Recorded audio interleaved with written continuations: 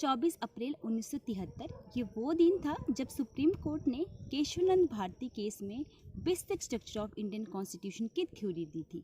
अब ये basic structure of Indian constitution होता क्या है, इसे हम एक एग्जांपल से समझते हैं। मान लो एक पुराना घर है और अब इस पुराने घर में आप किस हद तक चेंजेस कर सकते हो। देखो, आप इस घर में नई टाइलें लगा सकते हो, इसे कलर कर सकते हो, इसमें नया फर्नीचर लगा सकते हो, लेकिन आप इस घर को तोड़कर नया घर नहीं बना सकते। अब इस घर का मतलब हो गया हमारा कॉन्स्टिट्यूशन, और आप इस घर में जो चेंजेस कर रहे हो उसका अर्थ हो गया कॉन्स्टिट्यूशन अमेंडमेंट। पार्लियामेंट को कॉन्स्टिट्यूशन में अमेंडमेंट करने की ताकत है और ये ताकत पार्लियामेंट को मिलती है आर्टिकल 368 के जरिए। अब सवाल ये उठता है कि हमारे कॉन्स्टिट्यूशन को बनने में लगभग 3 साल लगे। अब इन 3 साल लगने के बावजूद कॉन्स्टिट्यूशन में अमेंडमेंट करने की जरूरत आखिर पड़ी क्यों? देखिए, जब कॉन्स्टिट्यूशन बन के तैयार हुआ था ना, तो वह कॉन्स्टिट्यूशन उस वक्त की ज़रूरतों के हिसाब से बन के तैयार हुआ था। अब बदलते वक्त के साथ साथ लोगों की ज़रूरतें बदली और हमारे कॉन्स्टिट्यूशन मेकर्स को पता था कि कॉन्स्टिट्यूशन में बदलाव की ज़रूरत पड़ेगी। तो हमारे कॉन्स्टिट्यूशन मेकर ने एक आर्टिकल 368 दिया, जिसमें उन्होंने पार्लियामेंट को पावर दे दी कि वो कॉन्स्टिट्यूशन में अमेंडमेंट कर सकती है। लेकिन ये पावर कितनी है, किस हद तक कॉन्स्टिट्यूशन में अमेंडमेंट किया जा सकता है, इस बात का पता चला हमें 24 अप्रैल 1973 को, जब सुप्रीम कोर्ट ने अपना एक जजमेंट दिया और एक theory the, that is basic structure of Indian constitution. अब इस थ्योरी को समझने से पहले हमें थोड़ा पास्ट में जाना पड़ेगा। देखिए, जब देश आज़ाद हुआ ना, तो उस वक्त ना इनकम इनइक्वालिटी बहुत ज़्यादा थी। देखो, ज़मीनें चंद लोगों के पास थी और ज़्यादातर लोग तो गरीब ही थे। तो क्या हुआ था ना, क्योंकि उन लोगों के पास ज़मीनें थी जो अंग्रेज़ों के टाइम में उनकी जी हजूरी करते थे। तो क्या हुआ, जब हमारे 26 जनवरी 1950 को जब कॉन्स्टिट्यूशन बन के तैयार हुआ था, तो राज्य ना अपने अपने तरह से लैंड रिफॉर्म्स करने लगे, कुछ इस तरह से एक्ट पास करने लगे जिससे लैंड सीलिंग हो सके, जमींदारी प्रथा का खात्मा हो सके। लैंड सीलिंग का मतलब उस वक्त होता था कि कोई भी व्यक्ति कितनी ज़मीन रख सकता है। देखिए, हमारा कॉन्स्टिट्यूशन बन के तैयार हुआ 26 जनवरी 1950 को। तो ना कॉन्स्टिट्यूशन का एक पार्ट 3 है और एक पार्ट 4 है। पार्ट 3 में दिए हमारे फंडामेंटल राइट, जो दिए हैं आर्टिकल 12 से लेके दिए हैं आर्टिकल 35 तक, और जो पार्ट 4 है उसमें दिए हैं DPSP, directive principle of state policy, जो दिए हैं आर्टिकल 35 से आर्टिकल 51 तक। अब देखिए, फंडामेंटल राइट क्या होते हैं। फंडामेंटल राइट किसी भी व्यक्ति को दिए हुए वो राइट होते हैं कि गवर्नमेंट या कोई व्यक्ति उन फंडामेंटल राइट का हनन करता है तो डायरेक्टली वो सुप्रीम कोर्ट जा सकते हैं। देखिए, पहले तो फंडामेंटल राइट का एक आर्टिकल है आर्टिकल 13। वो कहता है कि पार्लियामेंट पहले कोई ऐसा लॉ नहीं बनाएगी जिसके थ्रू आपकी फंडामेंटल राइट का वायलेशन होता है। आर्टिकल 13 का सेकंड क्लॉज कहता है कि मान लो पार्लियामेंट ने ऐसा लॉ बना दिया जिससे आपके फंडामेंटल राइट का वायलेशन होता है, तो उस लॉ को उस हद तक नल एंड वाइड माना जाएगा जिस सीमा तक वो आपकी फंडामेंटल राइट का वायलेशन करता है। तो आप आर्टिकल 13 और आर्टिकल 32 से ये अंदाज़ा लगा सकते हो कि आपकी फंडामेंटल राइट कितने इंपॉर्टेंट हैं। क्योंकि नॉर्मली क्या होता है, जब भी आपको कोई केस लड़ना होता है तो आप ना लोअर कोर्ट से स्टार्ट करते हो। पहले आपको लोअर कोर्ट जाना है, तो आपको उसके बाद आपको मतलब डिस्ट्रिक्ट कोर्ट जाओगे, फिर हाई कोर्ट जाओगे, लास्ट में जाके आप सुप्रीम कोर्ट जाओगे। लेकिन अगर जब आपके फंडामेंटल राइट का वायलेशन होता है तो आपको ये हायरार्की फॉलो करने की ज़रूरत नहीं होती, आप डायरेक्टली सुप्रीम कोर्ट जा सकते हो। और ये पावर मिलती है हमें आर्टिकल 32 से, जो खुद में एक फंडामेंटल राइट है। वहीं देखो, जो कॉन्स्टिट्यूशन का पार्ट 4 है वो बात करता है डीपीएसपी के बारे में। डीपीएसपी अर्थात directive principle of state policy. देखो, नाम से पता लगता है कि ये कुछ डायरेक्शन है जो गवर्नमेंट को दी हुई है।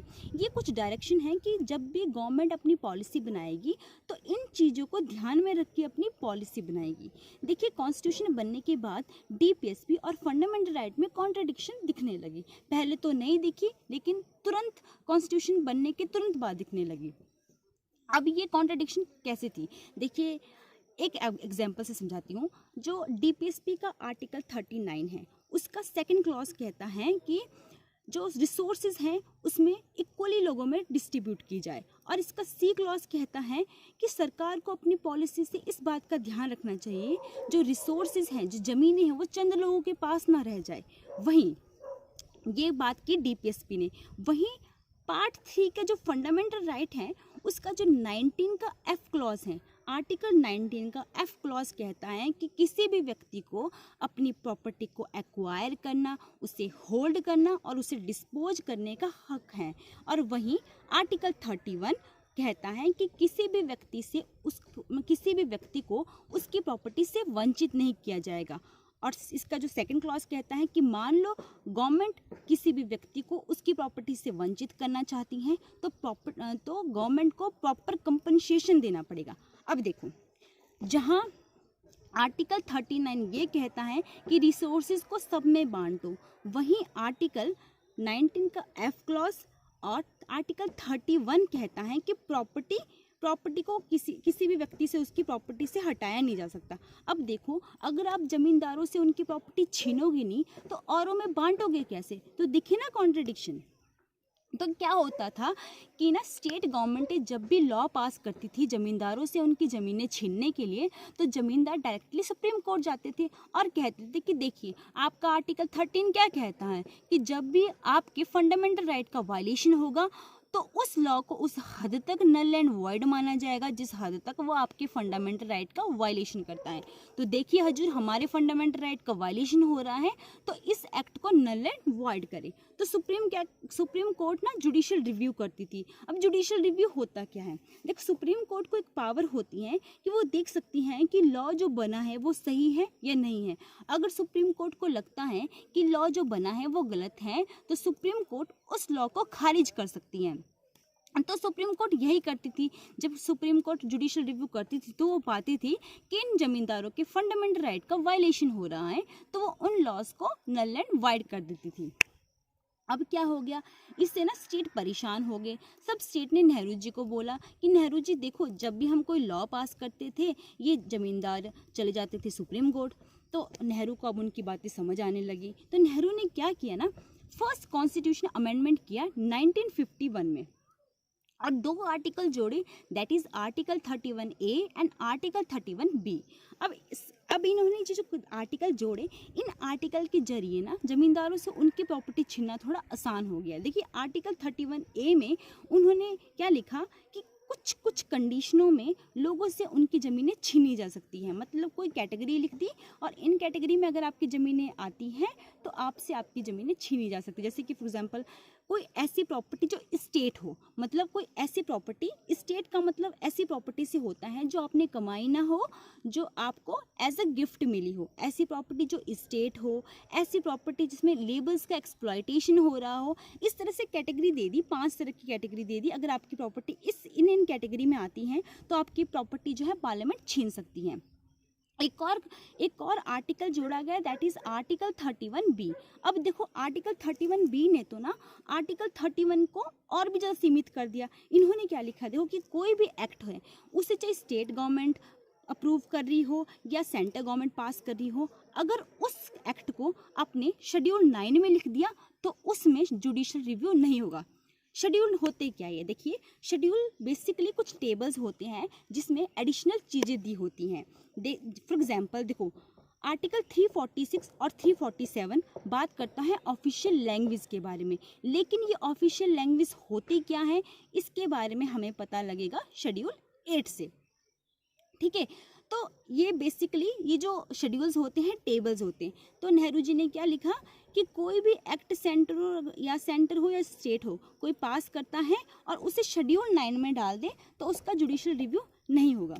अब क्या हो गया, सुप्रीम कोर्ट में 1951 में एक केस आता है, शंकरी प्रसाद केस। अब शंकरी प्रसाद क्या करते हैं, वो बोलते हैं सुप्रीम कोर्ट को, देखो कि हमारे 19F और 31 का जो है वायलेशन हो रहा है और आपका 13 कहता है, आपका एक्ट 13 कहता है कि कोई भी एक्ट ऐसा बनता है जो हमारे फंडामेंटल राइट का वायलेशन करता है तो उसे नल एंड वॉइड माना जाएगा।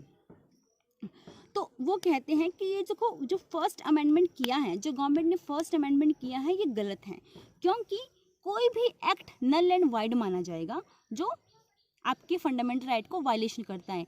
ये जो फर्स्ट अमेंडमेंट एक्ट है ना, एक्ट, दिस इज एक्ट, तो मतलब ये भी एक लॉ है, इससे हमारे फंडामेंटल राइट वायलेट हो रहे हैं। तो क्यों ना मतलब क्यों इसे नल एंड वॉइड ना माना जाए।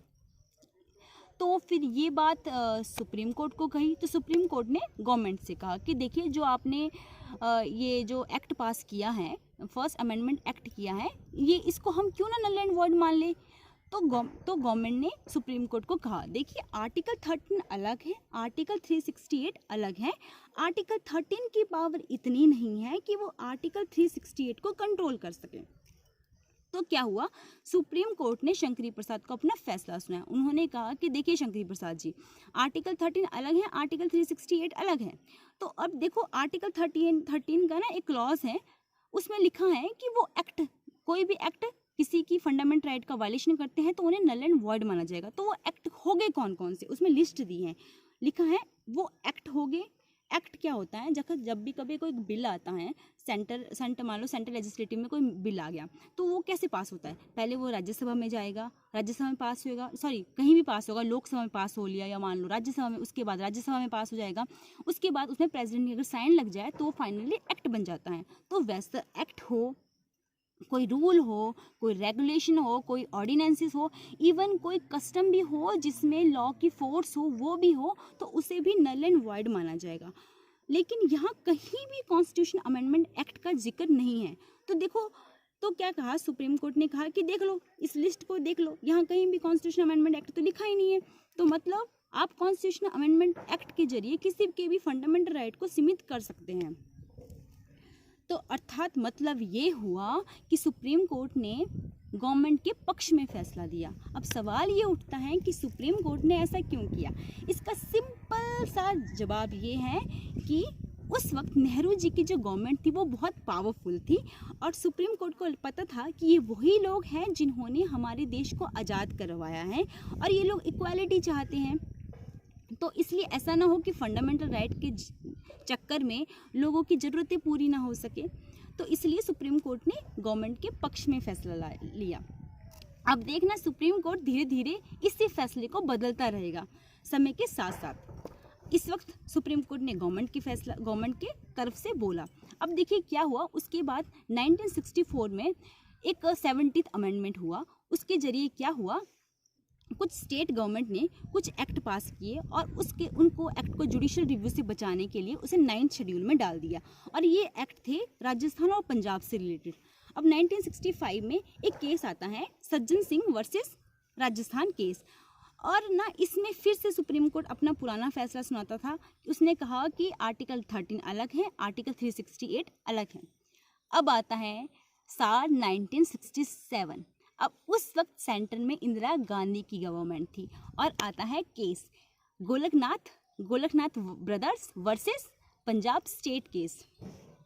इस केस में सुप्रीम कोर्ट अपना जजमेंट बदल डालता है।